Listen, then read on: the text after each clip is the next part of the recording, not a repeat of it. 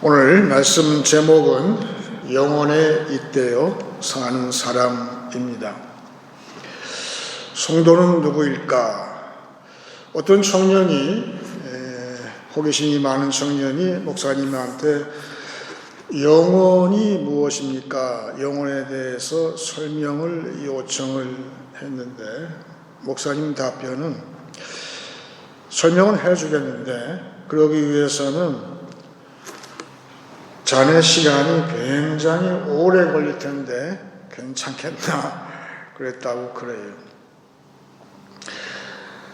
우리가 예수를 믿고 난 다음에는 현실만이 아니라 이 세상의 삶만이 아니라 영혼에 대해서 관심을 가지게 됩니다. 그 이유가 뭘까?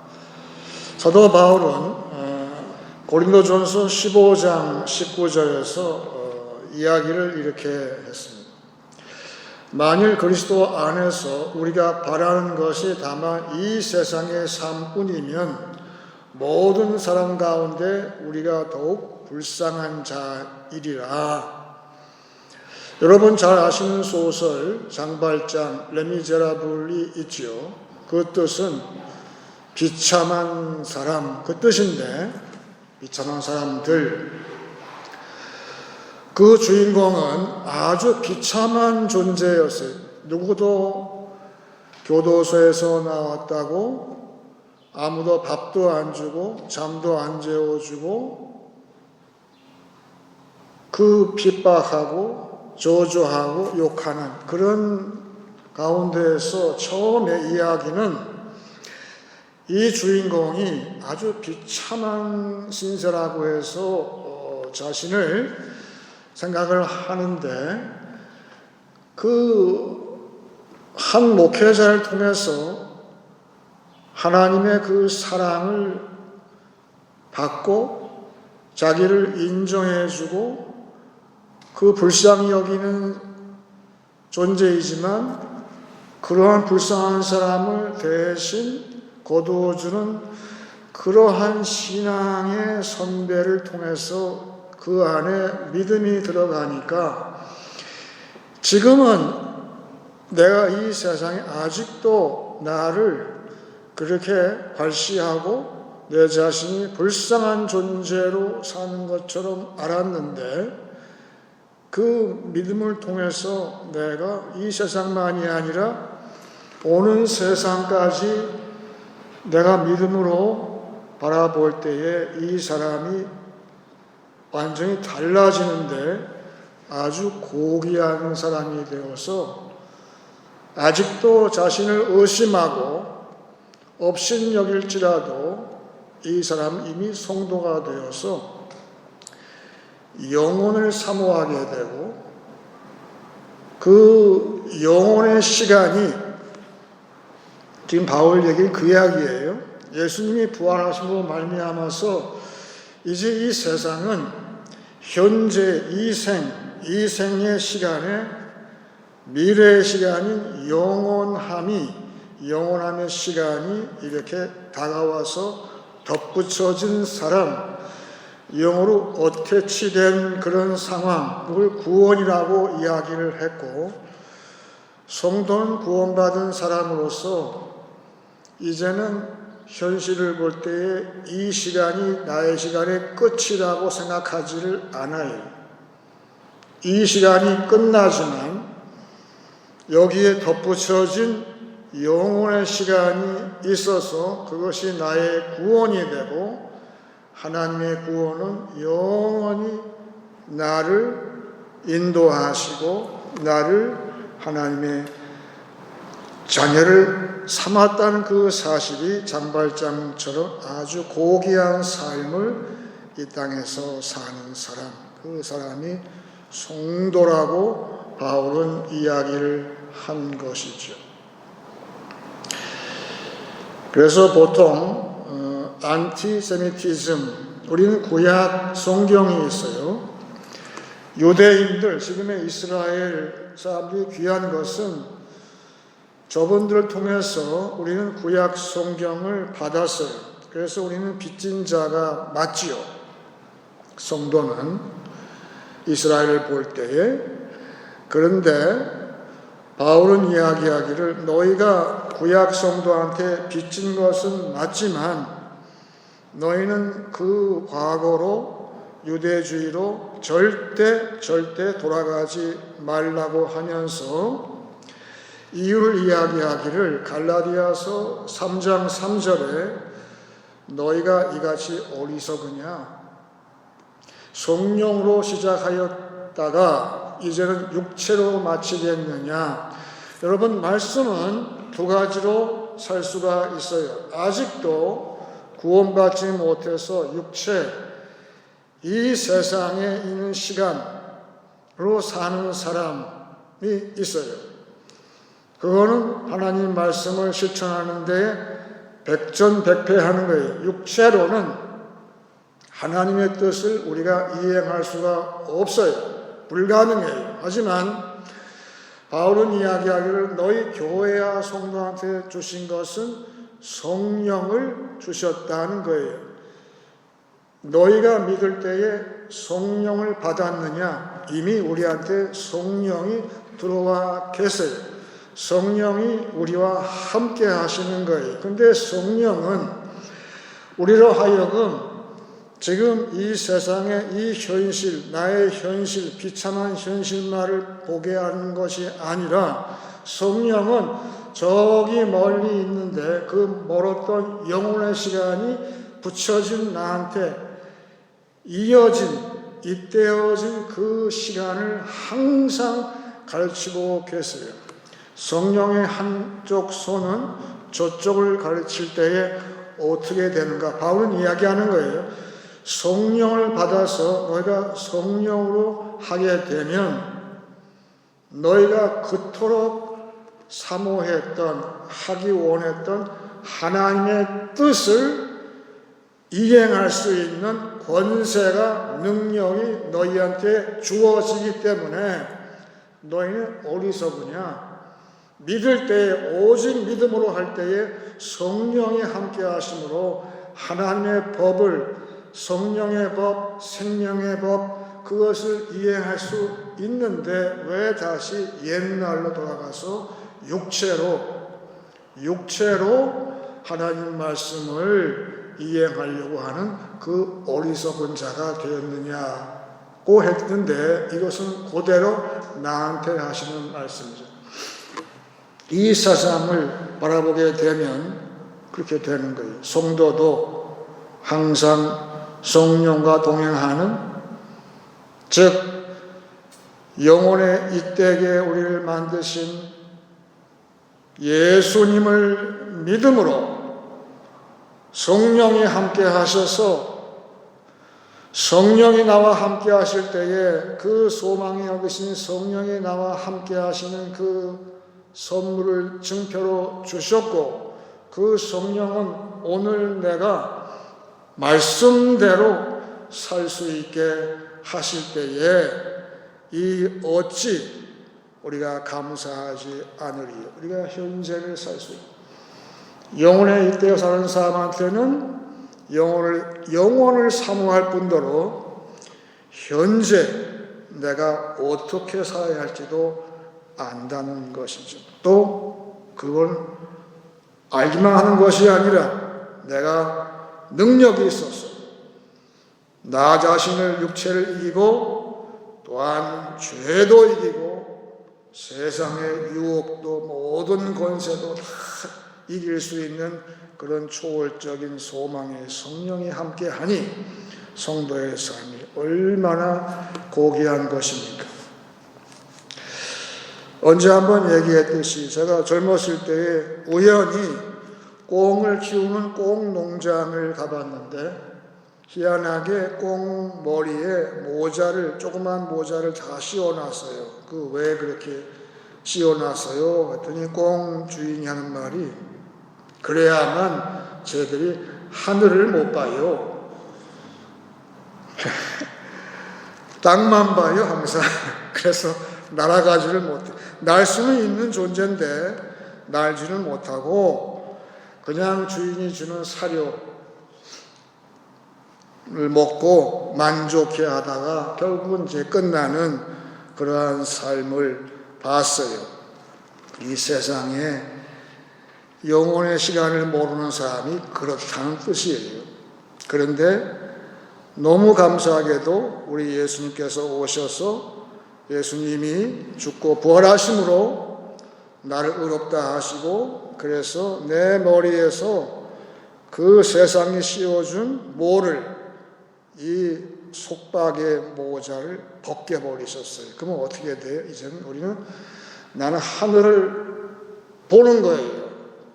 여태까지는 못 봤는데 이제는 하늘이 보이고 전혀 새로운 세상이 열려서 눈에 보이지는 않지만 세상 사람 눈에는 보이지 않는데 내 눈에는 보이는데 또 내 믿음의 눈에는 그 영혼의 시간이 붙여진 사실을 나는 보는 거예요. 그래서 영혼을 나도 바라볼 수가 있어서 사는데 그 성도와 이 세상의 사람들의 비율은 굉장히 차이가 나요. 오늘 본문 말씀인 시편 12편에서 다윗은 그 이야기를 하고 있는 거예요. 어찌 볼 때는 다윗 혼자 영혼에 잇대어 사는 그런 사람으로 살았다고 이야기를 하고 있어요. 아마도 다윗이 아무도 자신을 도와주지 않는 장발장처럼 어디를 가든 괄시하고 의심하고 내어 쫓고 때리고 위협하고 자신들의 권세를 가지고 누르고 그런 세상 사람들 사이에서 혼자 된 것처럼 그런 처지가 되었을 때에 아마 다윗은 이 시편을 지은 것 같아요.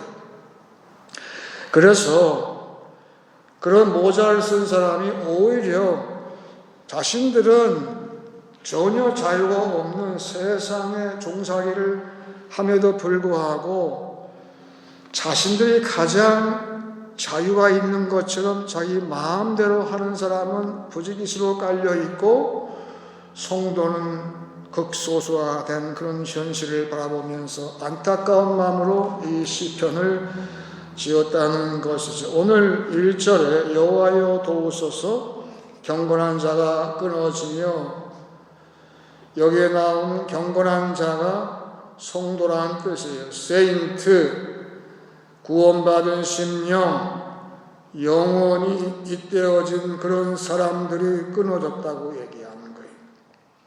다윗이 볼 때는 주변에 자기처럼 영혼을 사모하고 성령과 함께 하나님의 뜻을 행하고자 하는 그런 능력 있는 사람이 아무도 없다는 거예요. 그리고 충실한 자들이 인생 중에 없어지나이다. 충실한 자, 배신하지 않는 자, 예수께 한번 잡혔으면 항상 예수께 충성하는 자, 이것만 충성하지 않는 자가 너무 많다는 거예요. 근데 내가 예수를 믿을 때 예수님은 나한테서 세상 모자를 벗겨주시는데 나는 이제 옛날 세상의 주인이 아니에요. 내 영혼의 주인은 세상이 아니에요. 이제는 내 주인은 오직 한 분 예수 그리스도가 내 주인이에요. 나는 예수한테 완전히 꼼짝달싹 없이 딱 잡혔어요. 그러면 세상 주인은 권세를 가지고 물질을 가지고 모든 걸 위협하고선 그렇게 해서 자기 마음 말 잘 듣게 해서 거기에 완전히 자유를 박탈해 버리건만 우리 예수님은 내가 예수한테 예수의 십자가에 내가 딱 잡힐 때마다 어떻게 됩니까? 하늘을 봐요. 그리고 내가 날개가 있어서 마음대로 날 수 있는 자유함을 주시니 우리 주인 되시는 주님 예수님은 얼마나 감사한지 몰라요. 나는 예수한테 잡히고 싶어요. 왜냐하면 예수한테 잡힌 자는 무한한 자유가 있기 때문에 그런 거죠. 그런데 오늘 시편에 오늘 4편 보게 되면 다윗은 이렇게 관찰을 했어요. 그들이 말하기를 우리의 혀가 이기리로다. 우리 입술은 우리의 것이니 우리를 주관할 자 누구리요 하미로다. 자기 마음대로 얘기하죠. 입에 파수꾼이 전혀 없어요. 속에 있는 악한 생각을 막 입으로 막 얘기를 해요. 저주하고 핍박하고 그리고 올가매고 그렇게 성도들을 그렇게 한다는 거예요. 왜 그러느냐? 다윗이 볼 때에는 주관자가 없다는 거예요. 인생의 주인이 없어요. 인생의 주인이 없는 자가 이렇다는 거예요. 세상이 왜 성도를 핍박합니까? 업신여깁니까? 왜 밟습니까? 왜 위협합니까? 저들은 인생의 주인이 없어요. 인생의 주인이 없기 때문에 그렇다는 것을 일찍이 다윗은 관찰을 했어요. 그래서 7절에 여호와여 그들을 지키사 성도들을 지키사 이 세대로부터 영원까지 보존하시리이다. 성도한테는 오늘 제목 그대로 성도는 영혼에 잇대어 사는 붙여진 사람, 영혼의 시간이 붙여진 사람, 그런 사람은 하나님께서 영원까지 보존하신대요. 영원까지. 지금은 나한테 아무도 나를 도와주지 아니하고 세상의 모든 사람들, 세상의 모든 언론들도, 세상의 모든 친구들도 나를 비방하고 업신여기고 이제 저 사람은 끝났다 그렇게 저주를 퍼부을지라도 다윗은 전혀 요동치도 않았어요. 왜? 나의 시간하고 저들의 시간은 달라요. 나는 영혼을 보는 거예요. 하나님이 영혼까지 끝까지 나를 보존하신 것이 나한테 확실하기 때문에 세상의 판단은 나한테 전혀 와닿지가 않는 것이죠. 그래서 세상은 자기들의 입이 자기가 주인인 것처럼 알기 때문에 착각이죠. 그래서 자기 입을 가지고 한 입으로 두 말을 하는 사람을 우리말의 속담에 좋은 속담이 있죠. 일구이연한다. 일구이연은 이구지자다. 입이 둘 있는 사람, 입이 둘만 있는 게 아니라 입이 여러 개 있는 사람 참 많아요. 여기 와서 이 말하고 딴 데 가서 상황이 불편할 때에는 또 다르게 얘기하고. 왜 그럴까요? 주인이 없는 거예요. 내 인생에 주인이 없는 자는 거짓말을 밥 먹듯이 해도 전혀 양심에 가책이 안 되는 것은 그것이 꽁처럼 책모자 달린 꽁처럼 그렇게 내가 편리한 대로 이 땅에서 사는 것인데 요령인데 그렇게 하고 있다는 것이죠. 그런데 요한복음 6장 68절에는 다르게 얘기하고 있어요. 예수님의 수제자인 베드로는 이렇게 간증하고 있어요. 시몬 베드로가 대답하되 주여 영생의 말씀이 주께 있사오니 우리가 누구에게로 가오리까? 여러분 이 말씀을 바꿔서 다시 읽게 되면 베드로를 갖다가 교회의 성도라고 해보세요. 성도는 교회에 주님의 영생하는 말씀이 있사오니 우리는 교회 외에 다른 데로 갈 수가 없다는 거예요. 갈 필요가 없고 교회에는 지금도 영생의 말씀이 있다는 뜻은 왜 하나님은 영생의 말씀을 주실까? 이건 보통 은혜가 아닌데 이 말씀은 영원한 생명수의 말씀이고 이 말씀을 내가 먹음으로 말미암아서 이 땅의 삶을 끝나는 것이 아니라 영원히 사는 그런 말씀, 하나님 말씀을 내게다가 넣어주신다는 것은 왜 그럴까요? 그것은 나의 신분이 바뀌었다는 뜻이고 나는 이제 구원받은 심령으로서 영원한 생명, 영원에 잇대어 사는 그런 사람이라는 사실을 증명하시기 위해서 오늘도 교회에 영생의 말씀이 있어요. 그러니까 너는 왜 그 교회만 그렇게 다니려고 애를 쓰느냐? 교회가 딴 데는 없냐? 그럴지라도 저는 얘기를 하는 거예요. 아니요. 저한테는 제 귀에는 우리 교회에는 영생의 말씀이 있어요. 그래서 난 다른 데로 갈 수가 없어요. 그렇게 얘기하는 거예요. 영생의 말씀이 나한테 있기 때문에 그걸 내가 받기 때문에 베드로처럼 다른 데로 갈 수가 없을 때 어떻게 됐을까요? 베드로는 나중에 이 말씀은 이게 서두면 결론이 있는데 영생의 말씀을 내가 받는 것도 내가 혼자 받는 것이 아니라 내가 자의로 좋으니까 받는 것이 아니에요. 내가 믿을 때 주신 성령께서 감동을 주셔서 그 말씀이 진리라는 사실을 내가 이해하고 그 말씀을 내가 진리로 받는 것이죠. 그렇죠?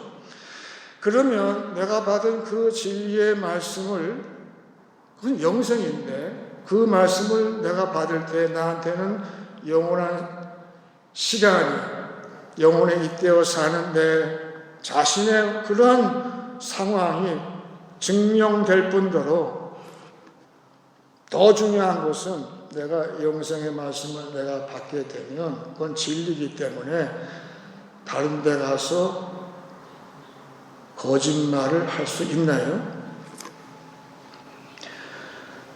소망의 영이신 성령은 오늘 현실을 살 때에는 나한테 진리의 영이 된다고 성경은 이야기를 해요. 성령은 진리의 영이에요. 여러분, 성령은 한 입으로 두말하는 사람을 쓸 수가 없어요. 오직 하나, 진리 하나만 그거를 이야기할 때 그런 사람을 증거한다고 얘기해요. 증거한다는 말은 그때 얘기했듯이 증거한다는 말은 심각한 말이에요. 내가 성령이 나한테 그래서 성령이 너희는 어디 가서 미리 원고 준비해서 하지 말라고 하신 것은 그때 성령께서 너희 입에다가 말씀을 넣어주신다고 했어요. 너희 말 하지 말고 성령이 그 순간에 지금 이 시간에 성령이 너희 입에 넣어주는 말 그 말은 진리이기 때문에 진리를 말하는 사람은 현실에 이 세상에 두 입 가진 사람, 두 마음 가진 사람이 아무리 위협을 해도 그 진리를 이야기하는 사람은 그거를 타협을 할까요? 못하는 거예요. 타협 불가예요. 성도는 영생의 말씀을 믿음으로 받은 자는 세상에서 그 하나님 말씀대로 살 때, 또한 그때그때 성령이 감동 주시는 그 말씀을 대할 때에 증거하는 자가 되므로 에스더처럼 죽으면 죽으리밖에 안 되는 거예요. 그 외에는 다른 수가 없고 사도 베드로는 그 다음에 마지막에 결론부에 가서 베드로는 그렇게 죽었어요. 순교했어요. 왜? 진리를 외치는 길 외에는 나는 허용이 안 되니까. 성령이 그걸 감동을 안 주시니까 성령의 감동대로 그 말씀을 선파하다가 세상의 채찍에 맞아서 또한 세상의 총칼에 맞아서 죽는 것이 그게 내 가는 길이라는 거예요. 그것이 영혼을 아는 사람, 영혼에 떼어 사는 사람이 그런 것인데, 오늘 본문 말씀이 2절 말씀에 보면 세상은 그렇지 않다는 거예요. 그들이 이웃에게 각기 거짓을 말하며, 그렇지, 거짓을 말하며 아첨하는 입술 두 마음으로 말하는도다. 이 다윗의 관찰이에요. 세상이 모두가 두 마음. 어제는 이런 말로 이렇게 얘기하다가 오늘은 또 누가 또 위협하니까, 누가 사탕 말을 하게 되면은 거기에 속아서 또 거기에 끌려가서 또 다른 말 하게 돼요. 그런데 6절 말씀은, 성도가 받는 말씀은 이렇다고 얘기하고 있어요. 여호와의 말씀은 순결함이요. 순결은 뭐예요? 100%라는 거예요. 하나뿐이 없다는 거예요. 진리는 하나뿐이 없어요. 흙도 아니에 7번 단련한 은 같도다. 성도가 이런 말을 갖다가 해야지, 딴 말을 시시하게 딴 말을 뭐하러 하겠습니까?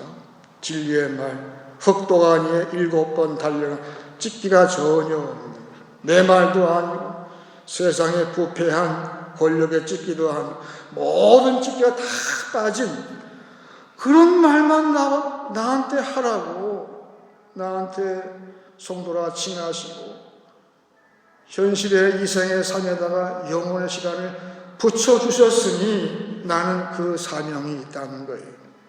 내가 죽을지언정 그렇다는 것이지. 그래서 아까 그 청년이 처음에 질문을 했다고 하는데, 우리에게도 질문은 매일 발생하죠. 그러면 사도행전이라는 뜻은 성령행전인데, 사도행전은 누가가 볼 때에 그럼 성령이 소망의 영이시고 또한 진리의 영이신 그 성령께서 그때그때에 그 성도들 교회에 어떻게 역사하시는가, 실제적으로 사실 교회 밖을 나가게 되면 모든 것이 다 크건 작건 골치 아픈 문제로 널려 있어요. 그러면 그 때마다 성령께서 우리한테 그 상황을 해석을 해 주신다는 거예요. 어떻게 해석을 해 주시는가? 성경 말씀은 딱 있는데 그 말씀이 나한테 성령께서, 그 미래의 영, 또 이 세상을 초월하시는 그런 성령께서 지금 현실에 오셔서 현실에서 내가 어떻게 이 말씀을 해석을 하고 또 어떻게 이웃과 살지에 대해서 해석을 해 주시는데, 오늘 마침 어버이 주일이에요. 한국에서는. 카나다에서는, 북미에서는 어머니 주일, 옛날식이죠. 그걸 지키고 있는데, 다들 부모한테는 공경하라는 건 다 알아요. 그것도 구약 성도는 다 그렇게 이해하고 있는데, 신약 성도인 믿음으로 또한 성령을 받은 우리 교회와 성도는 그러면 어떻게 부모한테 대할 것인가? 바울은 에베소서 6장 1절에 해석을 다시 해 주었어요. 자녀들아, 주 안에서 너희 부모에게 순종하라. 이것이 옳으니라. 끝에 이것이 옳다는 말이 추가가 되어 있죠.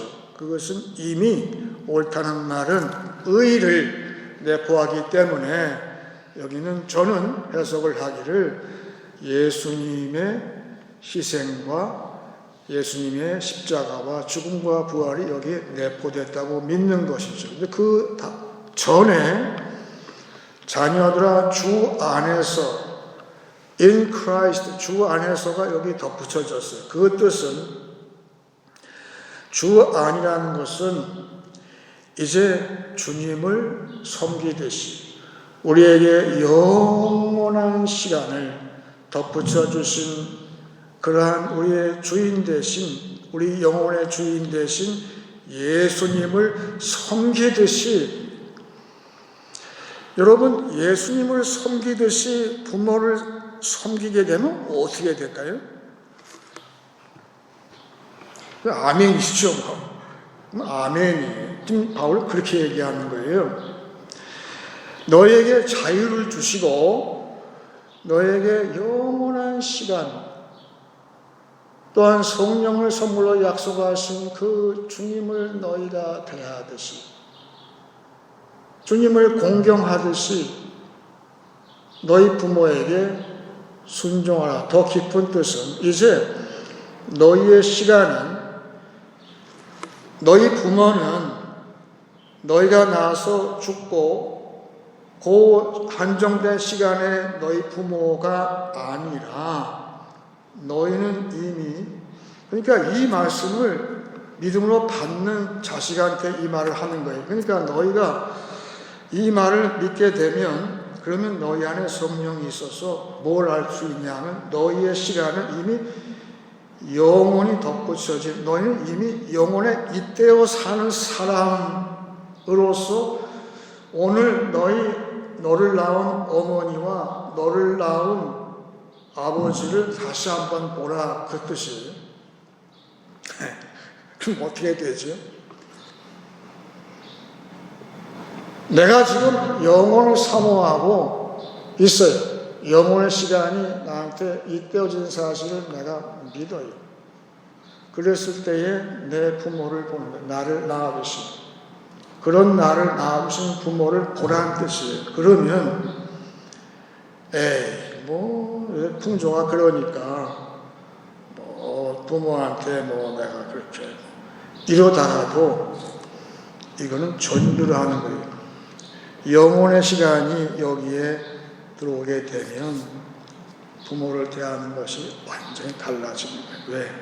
하나님을 순종하듯이 부모한테 순종이 가능한 거예요. 그런데 아까 유대인 얘기했지만 바울은 여기 끝나지 않았어요. 결론을 얘기하는 거예요. 구약 성경에서는 자식이 부모한테 공경하라는 말만 했지만 바울은 그렇게 얘기하지 않아요. 부모도 아비도 어미도 자식한테 어떻게 하라는 말을 거기에 덧붙여 놨어요. 그러니까 무슨 말이냐 하면 성령은 진리의 영이시고 해석을 해주시는데 이제는 일방적이 아니라 서로 쌍방이 똑같이 순종하라고 되어 있어요. 이것이 바울이 재해석을 우리한테 해 주셨기 때문에 이거는 우리 가정에만 해당되는 사항이 아니라 지금 전 세계, 세상 전체에 해당되는 것은 무엇인가? 너희는 이제 영혼에 잇대어 사는 그런 사람, 또한 너희 가정은 믿음으로 영혼에 잇대어 사는 가정이 되었느냐? 그러면 부모가 자식한테, 자식이 부모한테 서로 복종해라.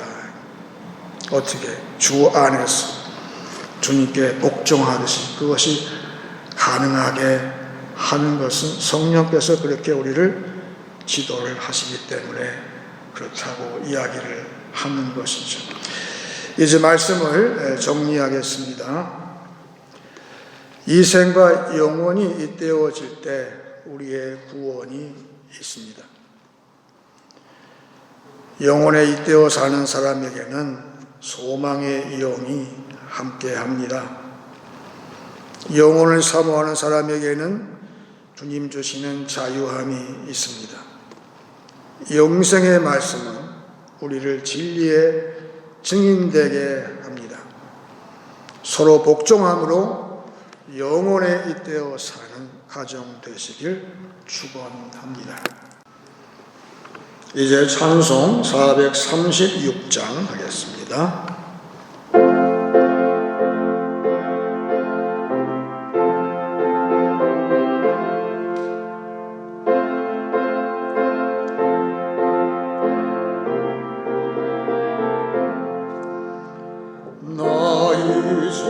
주님의 새 생명 얻고 옛것은 지나고 새 사람이로다. 그 생명 내 맘에 강고치고 그 사랑 내게서 해같이 빛난다. 영생을 누리며 주 안에 살며 오늘도 내일도 주 함께 살리라. 주 안에 감추인 새 생명 얻으니 이전에 줬던 것 이제는 값없다. 하늘의 은혜와 평화를 맛보니 찬송과 기도로 주 함께 살리라. 영생을 누리며 주 안에 살리라. 오늘도 내일도 주 함께 살리라. 산천도 초목도 새것이 되고 죄인도 원수도 친구로 변한다. 새 생명 얻은 자 영생을 누리니 주님을 모신 마음 새 하늘이로다. 영생을 누리며 주 안에 살라. 오늘도 내일도 주 함께 살라. 주 따라가는 길 험하고 멀어도 찬송을 부르며 뒤따라가리라. 나 주를 모시고 영원히 살며 날마다 섬기며 주 함께 살리라. 영생을 누리며 주 안에 살며 오늘도 내일도 주 함께 살리라.